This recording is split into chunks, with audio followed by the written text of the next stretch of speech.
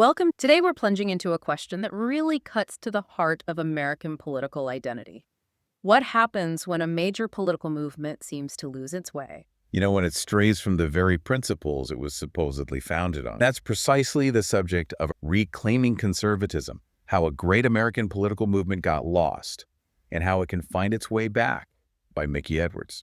Right, and to really get the weight of his argument, you need to understand where Edwards is coming from. This isn't some attack from the outside. No, not at all. It's an insider's view. Mickey Edwards is a lifelong conservative. He was a congressman for 16 years. And a founding trustee of the Heritage Foundation. He literally helped build the modern conservative movement. So when he talks about it getting lost, it comes from someone deeply invested. What's so compelling, I think, isn't just the history he traces, but the argument he builds. Because, as he argues, this isn't just about the Republican Party, right? It's about the health of American democracy itself. Precisely. So let's dive in. Where should we start? Maybe that bad day on the Hill he describes. Yeah, that seems pivotal. January 31st, 2007, he's in the House Judiciary Committee. And they're discussing President George W. Bush's use of signing statements, which, sounds technical, but it's huge. Huge. Over 1,100 times, Bush basically said, I'm signing this law, but I'm going to ignore these parts. More than all previous presidents combined. Just think about that assertion of power. Right.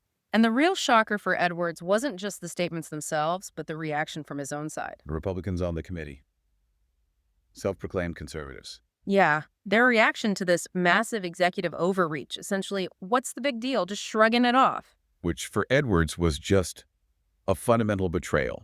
It flew in the face of historical conservative principles. That deep skepticism of government power, especially executive power, that reverence for the Constitution's limits. Exactly. He actually said in the hearing, the Constitution is more important than our party.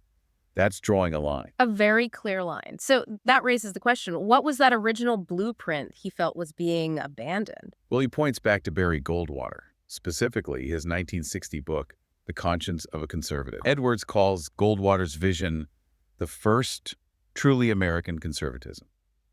And its core, its absolute center, was maximizing individual freedom. Not enforcing social conformity, not imposing religious views. Nope, just freedom. Goldwater's test for any policy was simple. Does it maximize freedom? That was the question. And Edwards argues that principled question got replaced by something else entirely. Replaced by, would criticism be good or bad politically for Republicans? A purely political calculation. That shift from principle to partisanship really says it all. And to show how deep that original foundation was, Edwards lays out these 4 pillars of what he sees as true conservatism. First, that skepticism of government power we mentioned. He quotes Taylor Caldwell. Governments are more to be feared than a tiger. The idea that a government big enough to give you everything. It's big enough to take it all away. Okay. Exactly. That's pillar 1. Okay, what's number 2? The dignity of the individual. The focus is on the person, not some abstract idea of the collective or the people. He mentioned Solzhenitsyn, right? That quote about loving the people in general, but finding actual human beings difficult. Yes. It's about respecting individual humans with all their complexities, not just the concept of a group. Pillar 3. Liberty precedes the state. This is crucial. Liberty isn't a gift from the government, it's inherent. So the government's job is to protect rights, not grant them. And that means it needs to be limited. Absolutely. Constrained by diffused and balanced powers. That's essential. And the 4th pillar. Creation of opportunity. Not equality of outcome, mind you, but protecting everyone's chance to rise based on their own talents and effort. He uses his own family story there, doesn't he? His immigrant grandparents. Yeah, coming to America precisely for that opportunity, working hard so their kids could do better. It's about a fair shot, a reasonable safety net, and removing artificial barriers. So those 4 pillars, skepticism of power, individual dignity, liberty first, opportunity. And underpinning it all, Edwards argues, is the Constitution itself. That's America's exceptionalism, not its army or economy, but the design meant to limit federal power. That's the vision he feels got lost. Oh. So how did it happen? What changed after Goldwater's big loss in '64? Well, the movement started to shift. One major factor was the influx of George Wallace supporters, Southern Democrats, moving into the Republican Party. And they brought different priorities. Definitely. A bigger focus on religious issues, and kind of ironically, more acceptance of government activism, as long as it wasn't about race. They became very influential, especially in primaries and conventions. And their goal, Edwards argues, was using state power to impose specific religious views on a constitutionally secular nation. Which sounds quite different from Goldwater's focus on individual liberty. Very different. Then you also had the new right, folks like Jack Kemp, more optimistic, focused on economics and expanding opportunity, trying to reach minorities through free markets. But Edwards points out some contradictions there, too, like Kemp's stance on D.C. voting rights. Yeah, that hypocrisy. Denying full representation to citizens, some fighting overseas. It showed shifting priorities, even for someone focused on opportunity. And then there were the neoconservatives. Right, often former Democrats, liberals who became very influential in Republican foreign policy circles, seeing war not just as deterrence, but as a useful tool to achieve certain goals. They weren't particularly bothered by concentrated government power, which is, fundamentally at odds with that traditional conservative skepticism. So all these different strands came together and kind of changed the fabric of the movement. Absolutely. And you can see it laid bare when you compare party platforms. Edwards does this striking comparison, 1964 versus 2004. 1964, Goldwater's platform. Heavy emphasis on liberty, freedom, decentralizing power. Surprisingly, pretty moderate on social issues for its time. It supported school prayer, but with safeguards for separation of church and state. It pledged to eradicate racism. It had endorsed the Equal Rights Amendment since 1940, and it called for more federal funding for family planning. The 2004 platform under George W. Bush, Edwards calls it a hymn of praise to a party leader. Bush's name mentioned 228 times. Compare that to, say, 28 for Nixon or 70 for Reagan in their platforms. And the substance.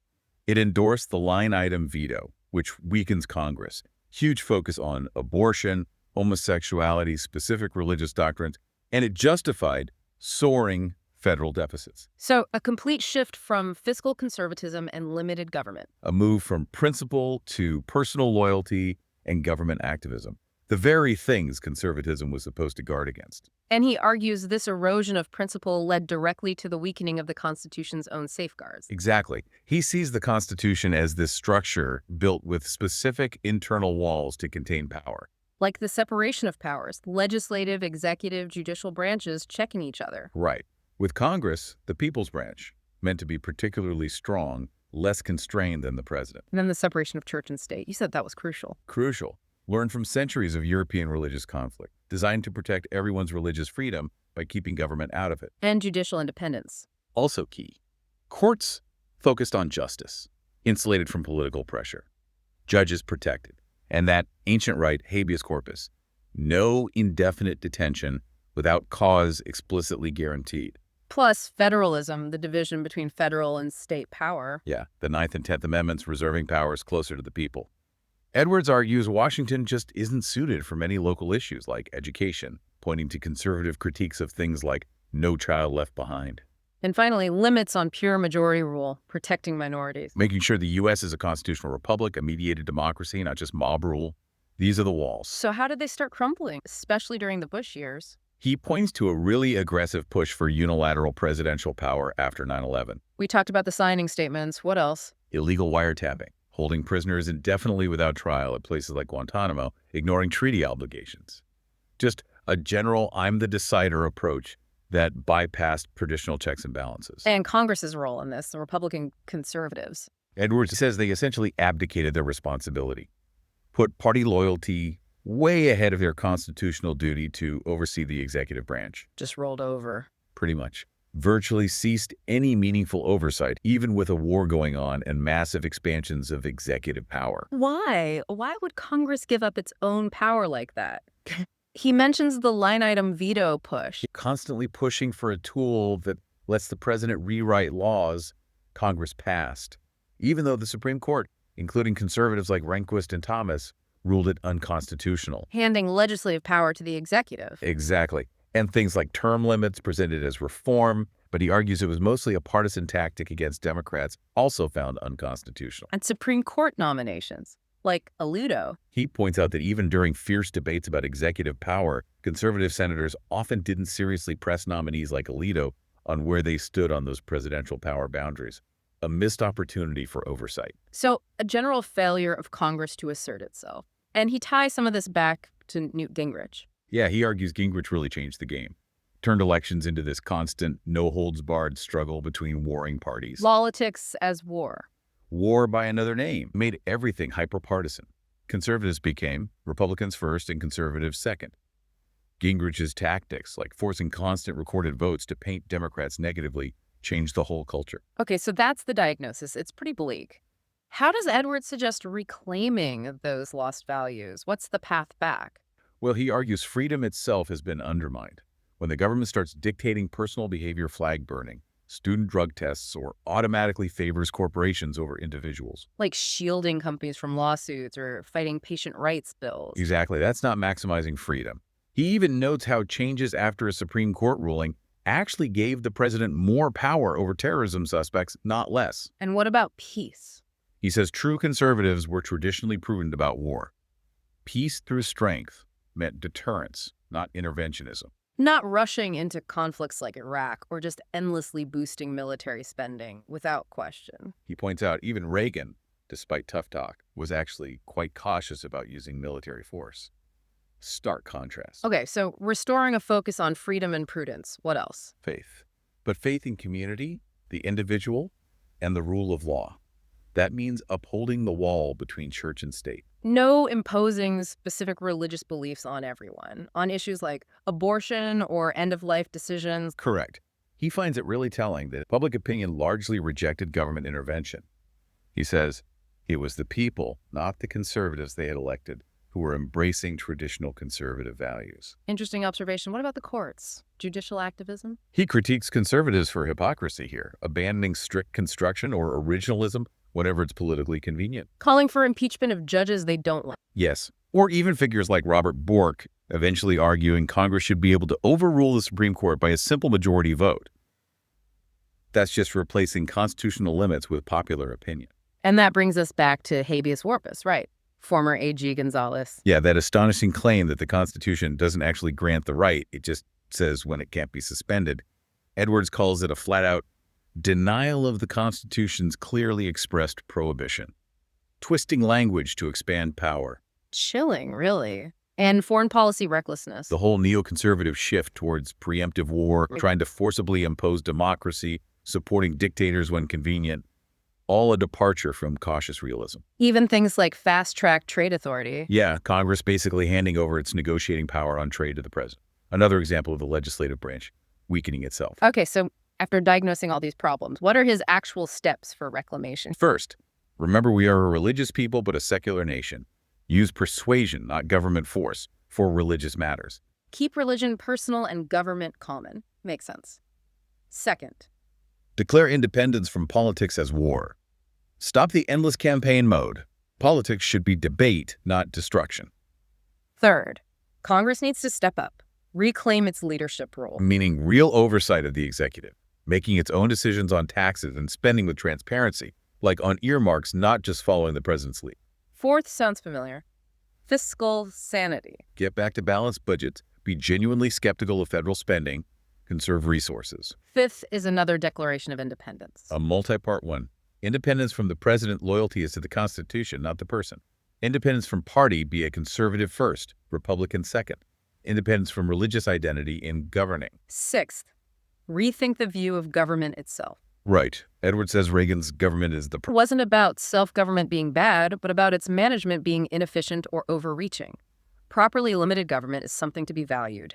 Don't trash the whole system. Seventh, re-examine basic values. Embrace things like environmental stewardship. He actually quotes conservative thinkers like Kirk and Weaver. And also, protect individuals against concentrated corporate power. Don't automatically side with the big guy. So it's a comprehensive vision for returning to what he sees as core principles. It really is. He paints this picture of a movement founded on unique American constitutional ideas, limited government, individual liberty, that somehow lost its bearings and embraced the very things it was supposed to oppose. Regulation, federal control, executive power, all under the banner of conservatism. It's quite the indictment. It is. And it leads to his final, quite powerful warning, a thought maybe for you to take away. He says, what our enemies cannot do to us, we may do to ourselves. A challenge to think about how fragile these constitutional safeguards might be and how preserving liberty requires constant vigilance, not just against outside threats, but maybe even more importantly, from within, from our own leaders, our own political movements, if they lose sight of those founding principles. A sobering thought to end on. True conservatism, for Edwards, means guarding those constitutional principles above everything else.